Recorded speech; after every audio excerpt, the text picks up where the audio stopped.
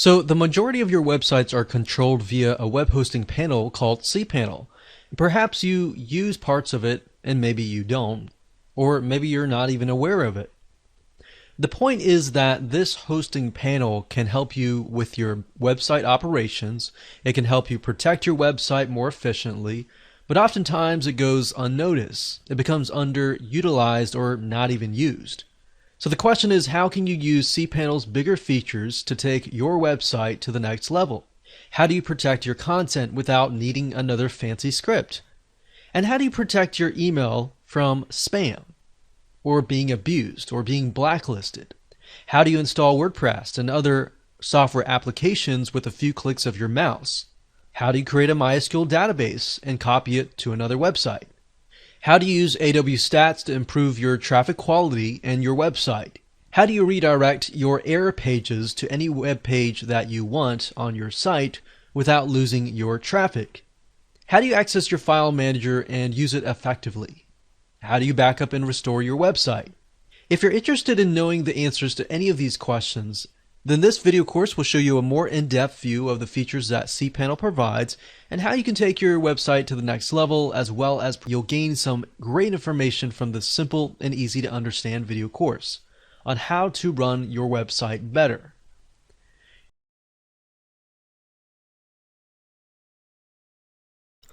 Hello and congratulations on getting access to this video course that will show you how to use your web hosting panel, in this case the cPanel, which is what the majority of web hosting companies use.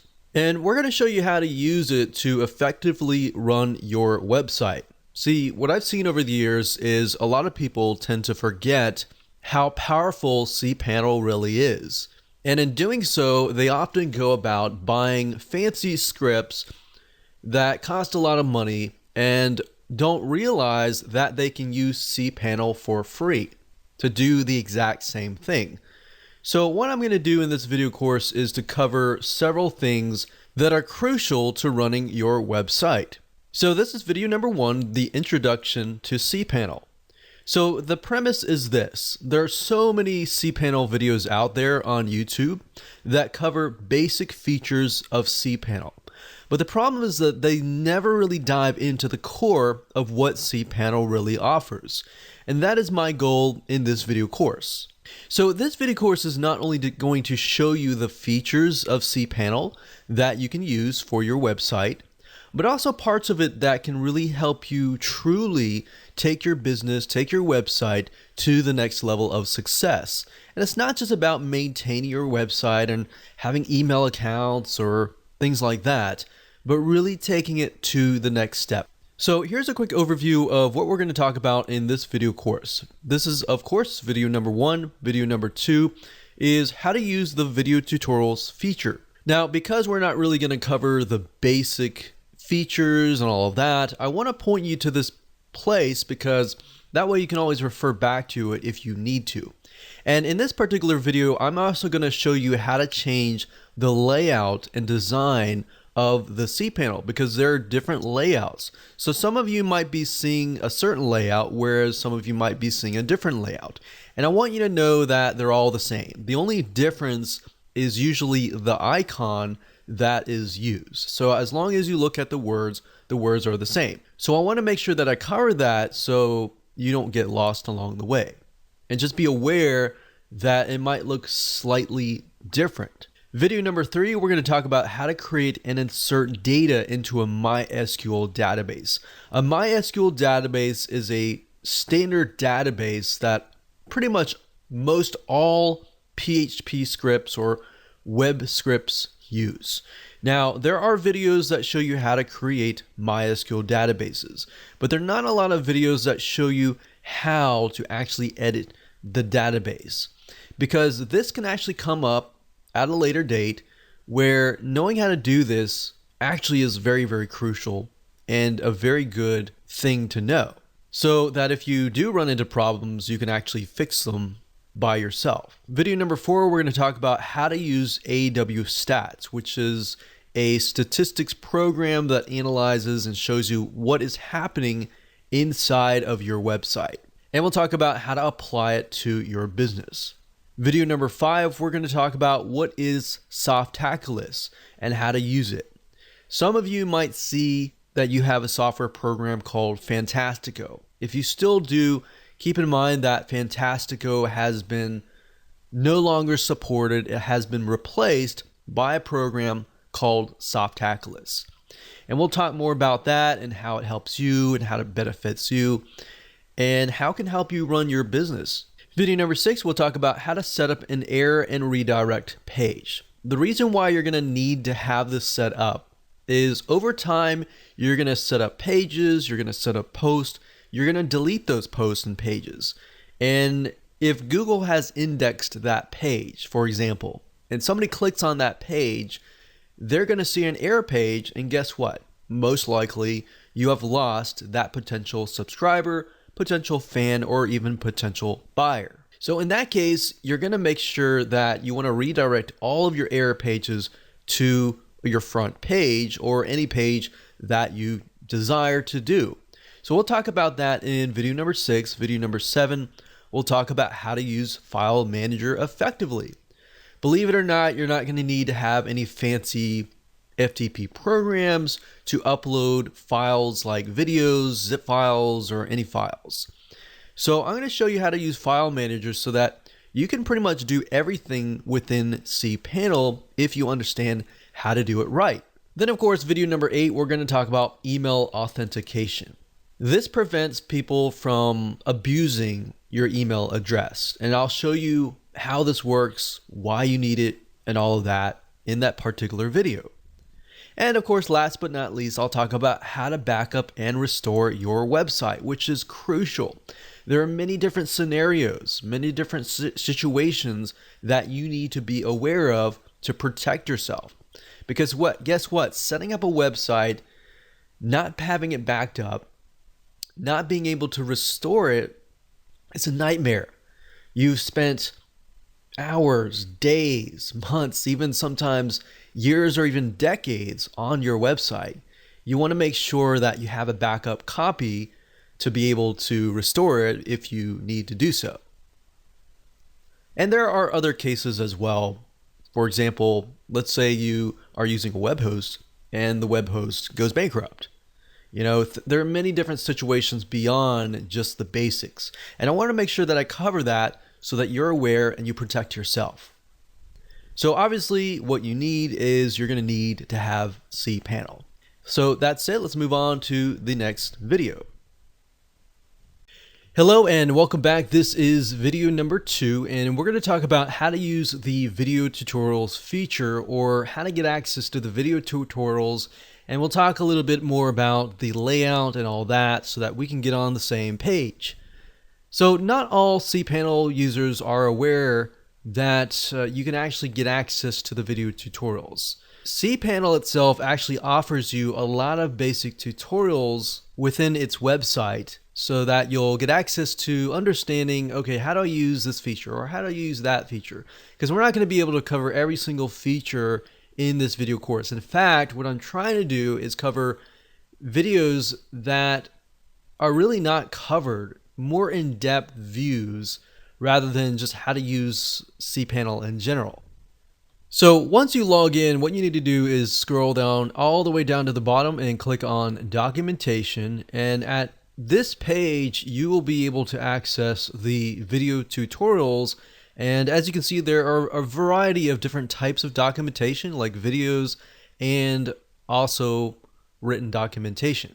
Now, it used to be in the past where cPanel would add the video tutorials inside of the cPanel, but now it is actually on the outside. So I want to make sure that you understand that so you know where to go if you ever need to get access to some basic video training. Now what I want to talk about is the user interface. Some of you will have different user faces than what you're seeing on the screen here. And that typically is because of the style. So you can actually change the style. So most of you will have something that looks like this. And it really depends on your web hosting company. Some web hosting companies will actually customize the cPanel with their own user interface, with their own icons, and all of that. Now, what usually holds true and stays the same is the actual words on the sections and on the actual icons. So the icons will be slightly different. And the reason why I'm going over this with you is because some people might be confused because it looks a little bit different. So what you can do is up at the top, you can click on this little person here and click on change style. Now, if you click this, you will be sent to this page. And I'm going to zoom in just a little bit more so that you can see it much clearer. So there are different styles and different skins, as we call them. And the basic one looks like this. And then we have the dark version. But if you'll notice, the icons are very similar and very much the same. The only difference is the background. So the light version, the same as well. So I would say the majority of you probably have something like this. Now this is the very old style. Some of you will have this and you'll see this, but it's all the same. But if you notice, the similarities is the section name and then of course the actual name of the option. So for example, file manager will always be file manager and so forth. So let's say, for example, I'm going to go back up here and currently I am on the retro style, but let's say that I am going to use the basic style. So all you have to do is look through the styles that you want, click on apply to the one that you want, and it'll reload with that style. And that's it. Now, if we go back to the main screen where all of the options and the features are located, you will see this. So like I said, depending on the style that you choose, it might look slightly different.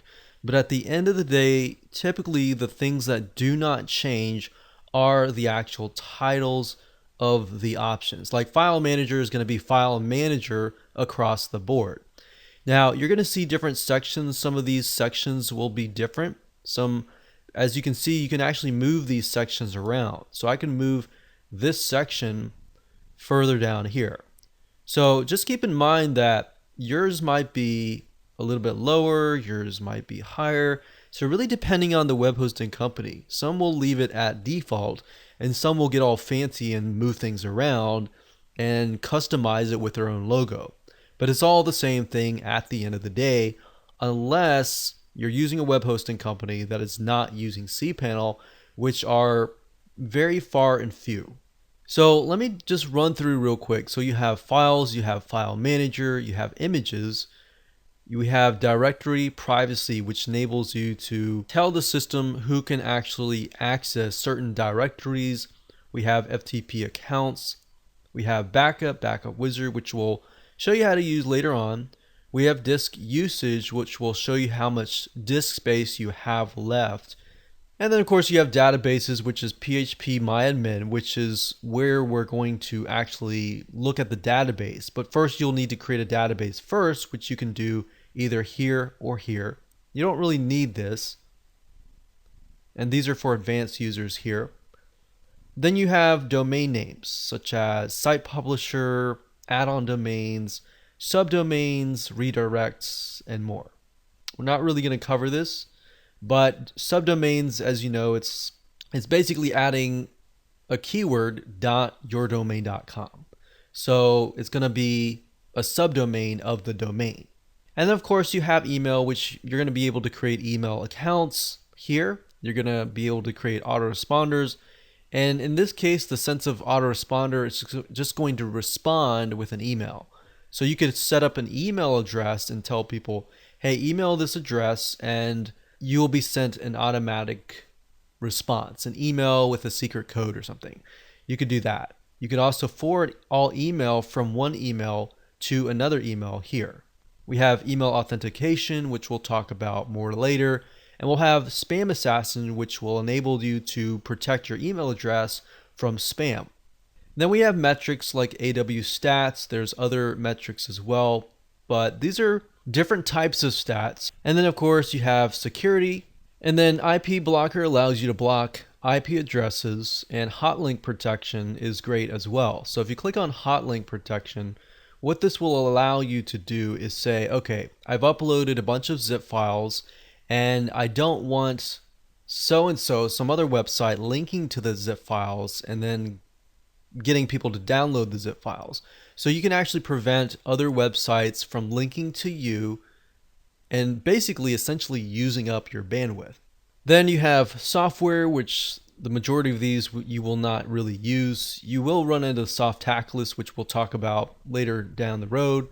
And then of course you have advanced options like cron jobs, which you will usually set up whenever you install a web script. And all these other things you won't really use as much. You will use error pages, which we'll show you at a different video as well. Then we've got preferences, which is just change style, change language, and all of that, change your password. And then of course you have Softaculous. Hello and welcome back. This is video number 3, and we're going to talk about how to create a MySQL database.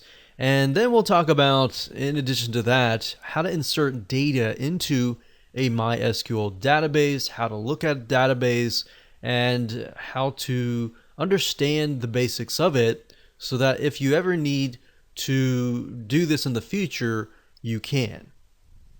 So when it comes to installing a MySQL database, it's actually a very, very easy thing to do. It's simply click, and a few clicks, and you're done. And I'll show you exactly the step-by-step process of doing that. However, that said, how do you go about inserting data into the database if you ever need to do that? Well, this is often underutilized, but needed in the long term whenever you're running your website. So with that said, let me go ahead and show you how. So to create a MySQL database, it's super easy. Let's start at the top. So make sure that you're logged into your cPanel, and what you want to do is scroll downwards and look for databases. If it's different, then basically what you want to do is look for the MySQL database wizard, and this will walk you through step by step. It's the easiest way to go. So first things first, click on this, and then it's going to ask you what you want to name your database. Now, this right here is going to be your domain name. So it's going to be different for different people, and you don't have to worry about that. So just enter a database name. So we'll say DB, and this could be anything you want. You just need to remember what it is. Click on next step, and then you want to create a username. So the username or the user has access to the database. So this is separate. So you're creating a username, and then you're creating a separate database so that user has access to that user. All right. So let's put that in here. We'll just say user1. And then of course you want to do a password. And what I usually like to do is click on password generator, because then you choose a very complex password. So you can click generate password here. I'm going to pause this video right now and create a random password, and we'll copy it down here. So once you're done with that, you just click on the checkbox that says I have copied this into a safe place and I am ready to use the password, and then it automatically enters it here. So as you can see, it is a very strong password, and we click create user. The next step is step 3, is to add the user to the database. And to do that, all we have to do is click on all privileges and click next step. And that's it. So now what you need to do is, hopefully you have saved the password to a very safe place. Usually what I do is I open up Notepad and then I save it here. Now, in addition to that, I usually try to save this right here. So if you're installing a web script, typically what it'll do is it'll ask you for your database name. And the database name is the full text between these quotation marks. So I'm going to copy that over here. So that's the database name. So I usually do db equals this, and then the user equals this. And keep that in a safe place.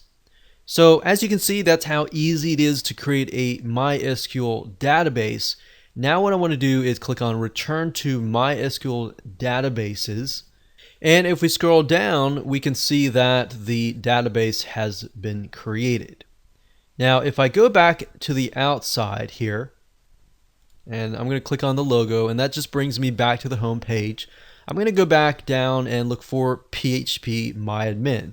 What this allows you to do is it allows you to take a peek at the database itself. Now, I will warn you, and I will say that do this very, very cautiously, because any mess up, you could potentially mess up your whole site.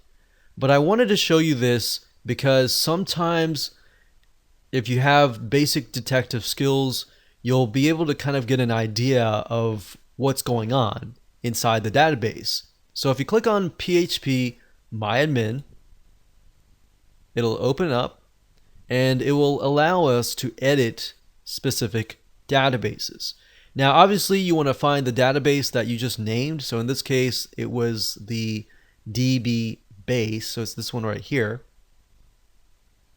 And we can click on here. So we can see that there are no tables found. And the reason why is it's an empty database, right? But let's say, for example, that we choose a different database that has data inside of it. So what I've done is I've gone into a WordPress site database. In this case, I'm not going to show you the username and password on all that, but I want to show you some of the basics. So whenever you install a WordPress site, for example, it will have, install plugins and all of that. And sometimes you'll see plugin database tables inside of here. So sometimes you can actually edit the data that is inside of these tables.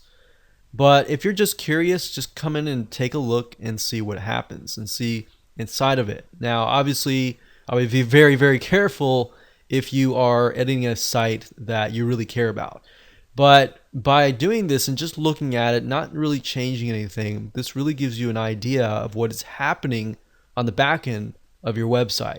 And the reason why I'm showing this to you is because in the past, I used to do this. And whenever I came across an error, or maybe there was something on the site that I couldn't change on the front end, sometimes I would go on the back end, like right here, let's say WP comments, for example.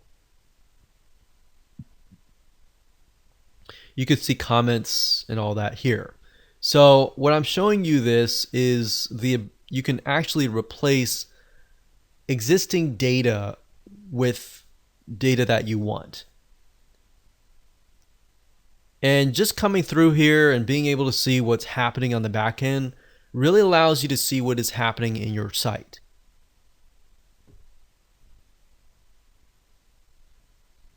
Now, this is very useful just in case you get locked out, especially if you get locked out of your website and you have to change your username and password, but it just won't let you in.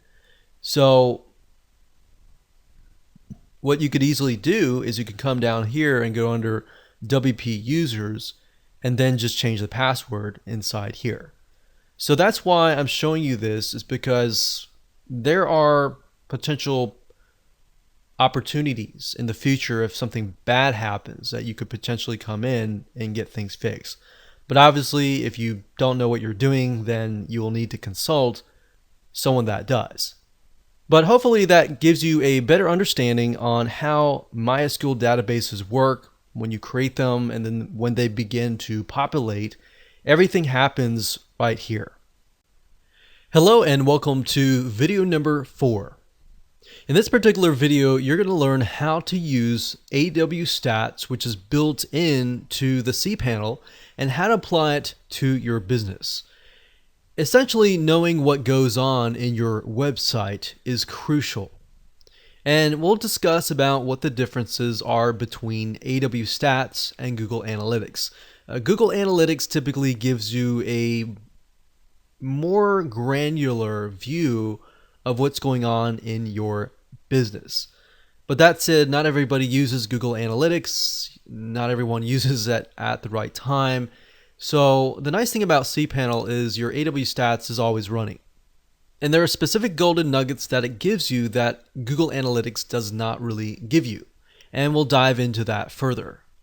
So in other words, not only will you be given an overview of AWStats, but you'll learn different features of AWStats that if used correctly can actually go beyond and increase your website traffic and protect you as well. You'll also learn how people find you, what keywords they are using to type in search engines, and how to use that to your advantage. And you'll also learn who is linking to you for good reasons or even bad reasons so that you can protect yourself.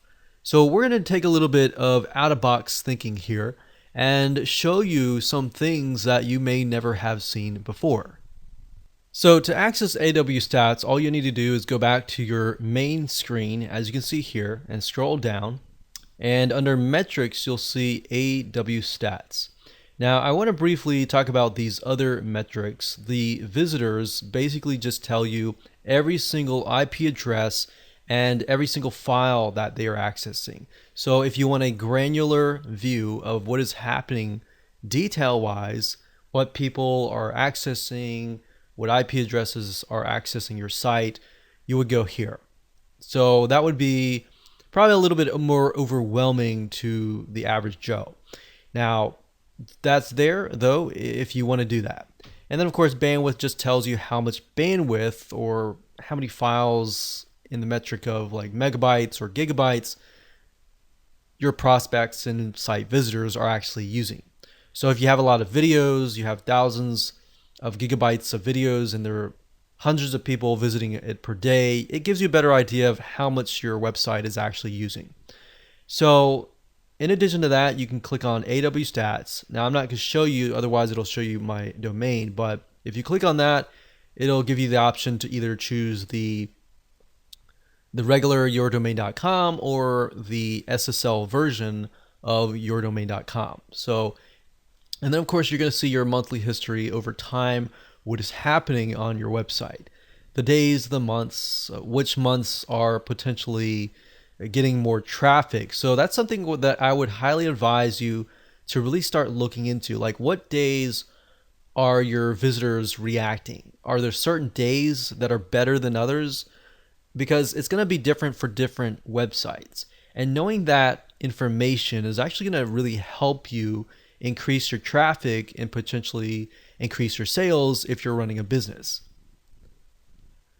We've got days of week, we've got hours, which is crucial. You might notice that you might be getting more people at a specific hour, specific time. And knowing this data is important because you can connect it to your email autoresponder system and email people at that specific hour. So really taking yourself out of the box and understanding what is happening here, how are people interacting with your website is crucial. And then we have locales, which is basically where people are coming from, the different countries, different locations, and all of that. We have different hosts, we have different authenticated users, and then what kind of robots are visiting your site? Is Google coming to your site and indexing your site? Is Yahoo, is other search engines doing that? And then the visits, duration, how long are people actually staying on your site? Are they staying a few seconds? If they are, that might not be a good sign. Maybe you can look at your content and see why. If they're staying a long time on specific pages, then why is that? Is it because their videos? Are they intriguing? What is that? So use this data to your advantage. You can see file types. What kind of files are they accessing? Are they accessing regular pages? Are they downloading files? Are they downloading a lot of zip files or video files or whatever? And then different pages. What kind of pages are they accessing? What kind of operating systems are they using? What kind of browsers are they using? And you can also see where they're coming from. So you can see what search engines are sending traffic to you and who is linking to you. What files are they linking to? And this is a great way to figure out who is linking to you. Are they doing it for good reasons and they're maybe recommending you? Or are they linking to you and trying to hijack your files? And maybe they found like a loophole in your files and they're, sharing it with everybody else illegally. you can find that information and find what is happening within AWStats for that. You can also see the search phrases, like what kind of search phrases are people typing in to Google to find you. So this is really good to have. So we got search key phrases, which are phrases, a bunch of keywords put together, or we have keywords in the top 25 right here. And then of course you can see the different types of browsers people are using with different types of support. Now, whether that is useful for you, that might be, that might not be, but at the end of the day, what I found is from here up to here usually is very, very good golden nuggets that you could potentially use in other areas of your business. So that's basically an overview of AWStats and why it is good for you. But at the same time, definitely install Google Analytics and look at both, compare both, and see what is happening in your business and your website. Hello and welcome to video number 5. And in this particular video, you're going to learn what is Softaculous and how to use it. Softaculous replaced Fantastico, which is basically a popular suite of software scripts that you can build into your website. Things like WordPress, Joomla. If you want a forum, you can build forums. There are many different free scripts that you have access to that you do not have to spend extra money for. They're all built in. So in other words, it gives you access to things like WordPress, blogs, bulletin boards, even support help desks, and more. So you'll be given an overview of this suite and how to use it properly, and we'll show you how to install things like WordPress in a few clicks of your mouse. So where it's located can differ from different people, but for the most of you, it should be located somewhere down near the bottom. So if we keep scrolling down, we'll see it here. So we can see that it says the Softaculous apps installer. So what's nice about this is you have access to tons of scripts that you could potentially use, and just be aware that you want to pick and choose what you want.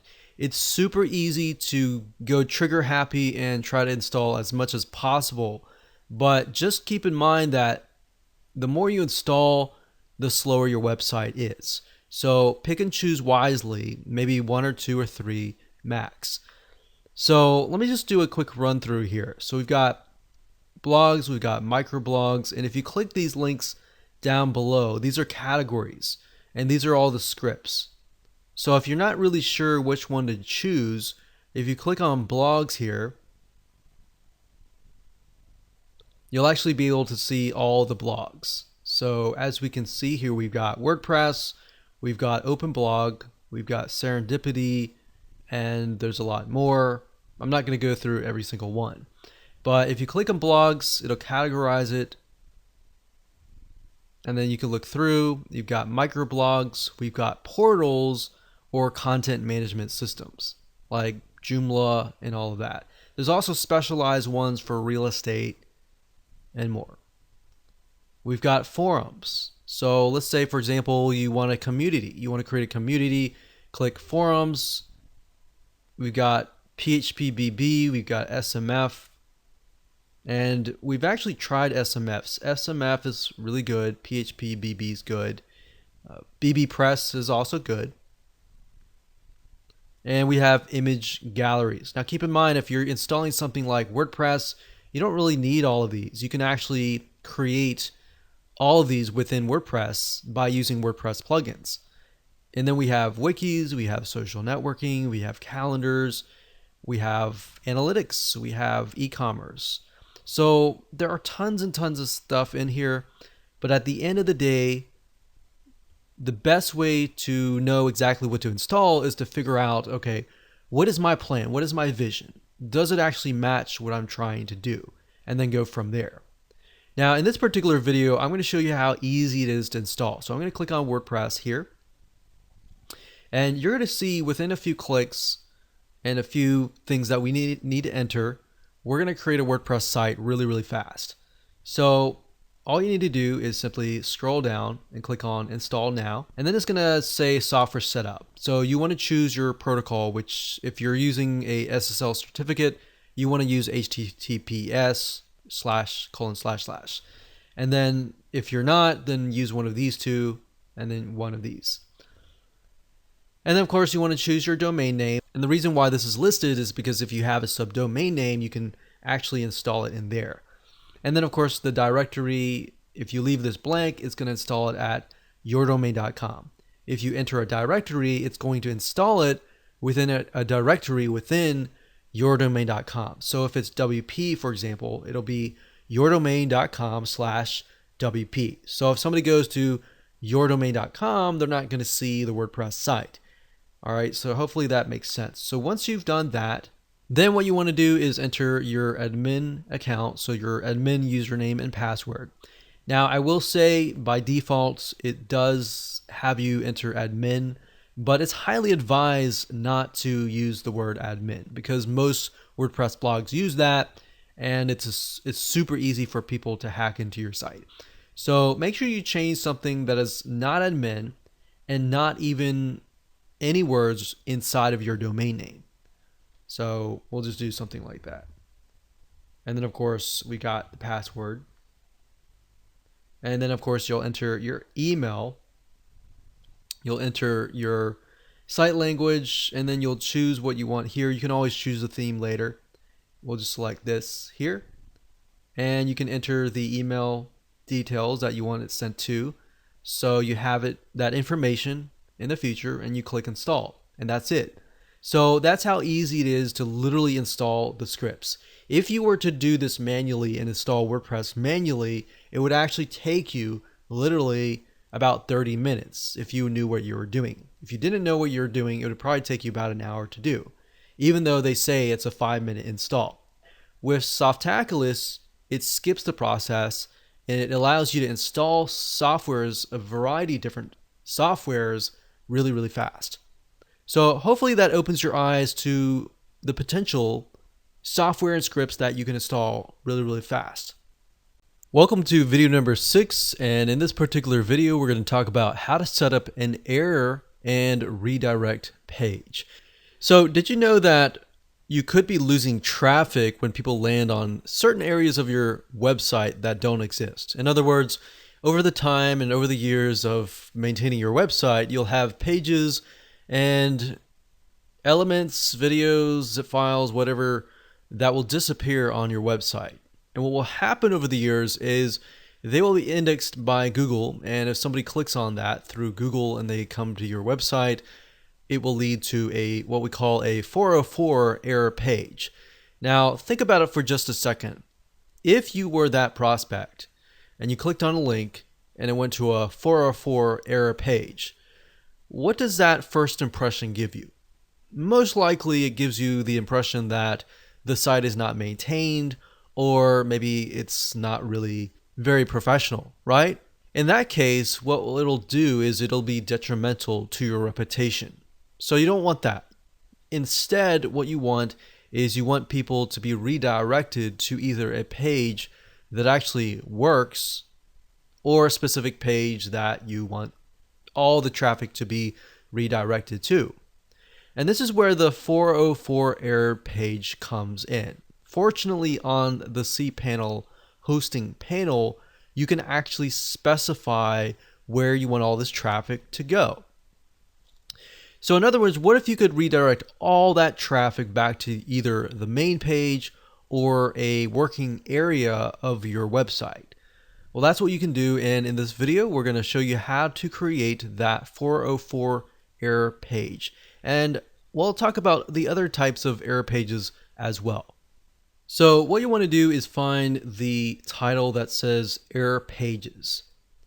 So don't worry about the icon. We can even do a search on that. So we can do a search on error. There we go. That's not the metrics though. It's not going to be under there. It's going to be error pages, or it might be 404 pages. So we have edit common error codes or show all HTTP error code.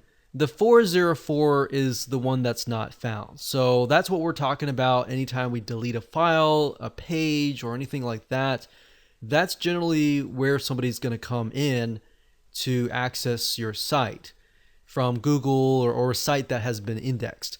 And the next thing after that is to enter some HTML code that tells the system to redirect to whatever page that you decide. Now, I'm not going to expect you to understand HTML code. I could go through here and tell you to pause it and just copy it. You could do that. Or you can simply go to google.com and do a search for HTML meta redirect. Get the code and then just enter the code as you can see here. And sometimes you'll have stuff in the body. You can remove that. You can change the title. But basically, it's HTML. There's a head. There's a title. And then there's meta head body. So you can pause the video and just do that or do the other way. But just make sure that when it says meta refresh, content equals 0. 0 means that it'll redirect immediately. If there's like a number in there, it'll wait how many seconds. So if there's number 5 in there, it'll wait 5 seconds before it actually redirects. And then of course, as you can see here, I'm telling it to redirect to google.com. But in your case, it's going to be http://yourdomain.com. And that's what it's going to be. And when you're done, you click on save. And anytime anyone goes to yourdomain.com/ some random URL, and instead of going to an error page, they are redirected to your main page or whatever URL that you want to redirect them to. And that's it. This is going to be video number 7. And in this particular video, I'm going to show you how to use the file manager effectively. FTP is not the only way to upload your files. You might have heard of FTP software, which is basically a file transfer protocol software that enables you to transfer files. Now, if you're not aware of this and it sounds a little bit complex, then don't worry about that. That's the whole goal of this particular video. In fact, cPanel's file manager not only allows you to upload your files, everything from zip files and all of that, but you can also delete files. You can create directories, you can create and extract zip files, you can even edit files within this program, and so much more. So by showing you this, I think this will simplify your life a little bit. And this is great in addition to that, especially if you need to install web scripts like PHP scripts. And best of all, you can do it without any fancy software like we talked about earlier, the FTP software, and you can do it on any computer that has access to the internet. So let me go ahead and jump right in and show you how it works. So you should see the file manager at the very top. The icon might be different, like I said earlier, but the file manager name will be the same. So click on that. It's going to open up a separate window. And I will warn you, you have to be very, very careful when you move your mouse, because you could potentially move a file, a folder into the wrong folder or what have you. So just keep that in mind. Be very, very careful while you're in here. So right now I'm in a website, and you're going to see all these different folders here. The key to remember is that some of you will see public_HTML, and some of you might see HTTP docs. Now, if you're unsure about where the files should be located, you'll need to contact your web hosts, because some web host companies will put it in a certain directory, but for the majority of you, it should say public_HTML. So this should be the magic folder that holds all the files that show up on your website. All of the rest of the folders here may pertain to your email system, to files that are related to other than what people actually see. So we're going to click this here. And right off the bat, you see a bunch of WP-, which basically tells you there's WordPress site inside here. But if we scroll down here, I want to show you there are a number of things that we can do. So inside this folder, we can create a new folder. So if we want to do that, we can click folder and we can type the new folder. So create new folder. And what we could do in this folder is we could double click it just like you would on a PC or a Mac computer where we're creating folders. So same thing. But in this case, we can upload files, so we can click on upload. And you can drag and drop files into here, or you can simply click select file and upload files via there. So in this case, I can select an image, click open, and that'll upload the image. So when I'm done, I click go back to the new folder and we can see that it is there. Now we could select a file and you can see that other options show up. So we select a file, we can also download it. So we could click download and it would download it to our computer. So if you had a zip file or a video file that you want to download it to your computer, you can do that. You can also delete the file. We can also compress it. So let's say we have a good number of files that we want to compress into a zip file. We can select those files or select that folder and click compress. We can click zip, compress, and it'll compress it as you can see here. So we can click that, click download, and there we go. We can also delete files. So you can select a file, click delete, skip trash, and permanently delete files. Or if we unselect it, click confirm, we could do that. We can also rename. So you could rename the file here. We can also edit. Now it is an image file, so we can't necessarily edit the image file on here. We can only edit files like text files and things like that. So let's say, for example, we'll click file, new file, and we'll name this file.txt. You can name it whatever you want it to be. So we'll do that and we'll click on edit.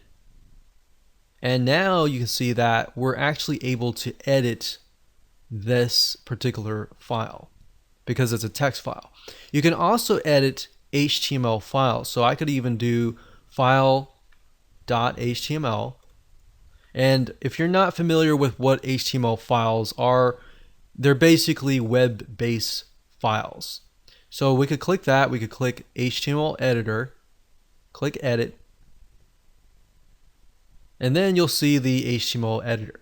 And then of course you can create text and increase the size and all that. So we'll exit out of that. And you can also set permissions. What permissions means is you're telling the system, okay, as a user, these are my abilities, these are my rights. I can edit the file. But the world cannot. But if you wanted the world to edit, world meaning everybody else, to do it, then you could do that. I would not recommend that. You're going to run into the situation, especially when you install scripts, especially when you upload the scripts and it's going to ask you to change the permissions for certain files. So that's good to know right there. So that's pretty much it as far as File Manager goes. And as long as you understand those basics and understand that it operates very, very similarly to a Mac computer or a PC, then you're good to go. Welcome back. This is video number 8. And in this particular video, we're going to talk about email authentication. It's about time that you learn the basics of protecting your email box from spam. So in this video, you're going to learn how to use cPanel and tell cPanel to do just that and authenticate all the emails that are coming out of your domain as legitimate emails. And what this does is it protects you from other people abusing your email. And I'll show you in just a second how all this works. So there are two things that you want to do. You want to, of course, scroll down and find the email section.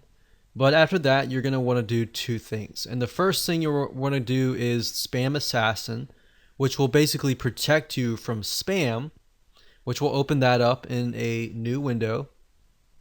And then the next thing we want to do is we want to do what we call email authentication. And we'll open that up into a new window as well. So let's start with the Spam Assassin first. Spam Assassin basically is a mail filter. It will filter out your email. You have the ability to set it at a high and a low. So by default, it's going to do from 1 to 10. So default, it's going to do 5. The higher the number, the more conservative the setting. So you could get really granular and really block everything out. But I would caution you at that same point, because at the end of the day, some of the good emails might be triggered as spam. And I've seen that over the years. Now, you have the option to auto delete spam. Personally, I would not do that because, like I said, if it is good email that is triggered as spam, it will auto delete. You'll never get it. And if you rely on your email and your website and your business and all that to make money, then that's not a good thing. So usually I leave it at 5, and you can click configure to configure it further. And the only reason why you would actually need to do this is if you happen to be getting bombarded with spam from a specific person. You can enter that information here. Or if you have, a whitelist from a certain domain, you can do that as well. But typically, the first step is all you really need. So now let's talk about email authentication. So let me read this to you so you understand what it's about. Email authentication helps prevent spam. How? Well, basically, what a lot of spammers do is they will hijack your domain, or they'll email from your domain, or they'll pretend to do so. So what this does is it prevents spammers from forging emails that claim to be your domain. And you want to protect your domain as much as possible, because if you end up on a blacklist, that can be potentially very, very harmful for your email deliverability. Meaning if you're emailing from that email, when the ISPs like Gmail, all these other internet service providers or email service providers see your email, they'll put it straight to the spam box. And you don't want that, right? So you want to protect as much as possible. So best to do that by clicking enable for the DKIM. And then you can enable the SPF here. So doing those two items will help you greatly as far as protecting your email, and for protecting your email as far as the reputation goes in relation to the email service providers, and to keep your domain whitelisted.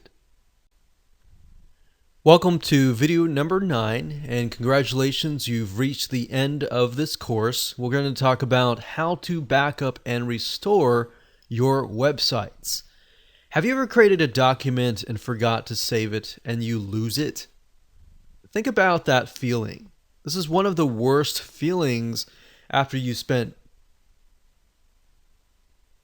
sometimes hours, sometimes days, sometimes weeks, or even months to create that document. Well, the same goes for your website. In fact, websites are even worse, because sometimes you spend months, years, or even half a decade or more maintaining your website and building it up. So if you don't have a backup of your website on a frequent basis, then you are in trouble. Now, you could say, well, I'm just going to use the web host to back up my files.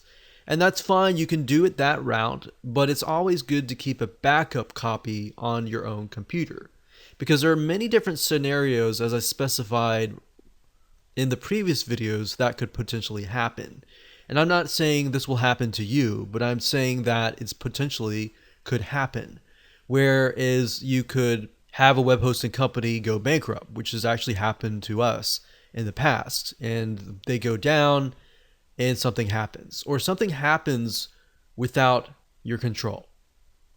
Or the web hosting company says, you're using too much bandwidth and we're locking your website, or locking it down until you pay more money or something.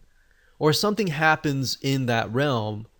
As long as you keep a backup on a consistent basis on your own computer,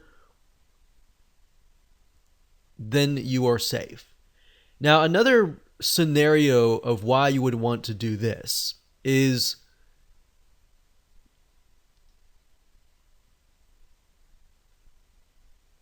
if you wanted to back it up and then move it to a different host. You could do this as well. So let's jump right in and let me show you how it all works. So there are two different options to backup. There's a backup and there's a backup wizard. And let me explain the differences between the two. So let's just go ahead and open these two windows up. So the first thing is backup, and this is what you see here. And what this allows you to do is it allows you to download a backup onto your computer. So rather than backing it up and storing it on your server, which yes, you could download it from there, you're downloading it straight from the server to your computer. So what you would do is simply click on download a full website backup. I'm not going to do it now because this website is big, but if you click that, it'll automatically download right away. You also have the opportunity to download just the home directory. So what this enables you to do is split things up. So let's say instead of downloading the whole thing, you're just telling the system, oh, I just want to download what's inside the home directory. I don't want to download the emails or everything else, the MySQL databases and all that. Now, you can also download the MySQL databases separately. Let's say that you already have everything. You just want the database. Well, that gives you the option to do that. So we could go here and click here, and it'll automatically download just the MySQL database or just the email forwarders. So that's what backup is all about. Downloading it straight from the server to your computer via a zip file. Now, Backup Wizard, on the other hand, allows you can either do a partial backup right here, but if you do a full backup, you can specify the backup destination, which this will basically back it up and store it on your server in a specified destination. And of course, you can enter your email address if you want it to notify you when it is complete. Now, I like to do this because it stores it on the server, but when it's done, it gives you the option to actually download it to your computer as well. So you could have the option to have it on your computer and to have it on the server just in case anything were to happen.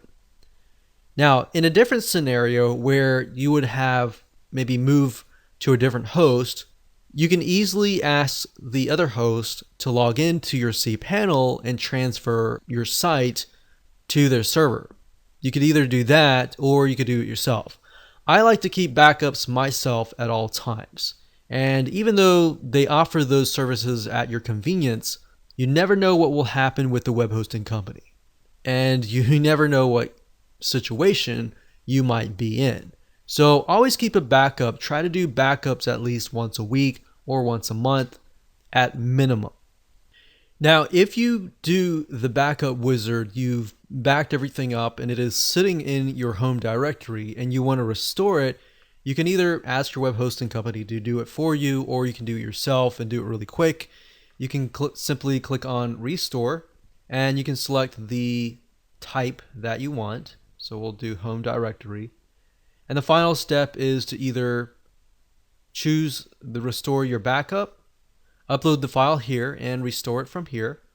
Or if it is sitting on your server, you can also ask your web hosting company and say, hey, I've got a backup sitting in the home directory, and if you would please restore it. And they can do that for you. That's typically better because a lot of times web hosting companies, they'll back it up once a week or whatever.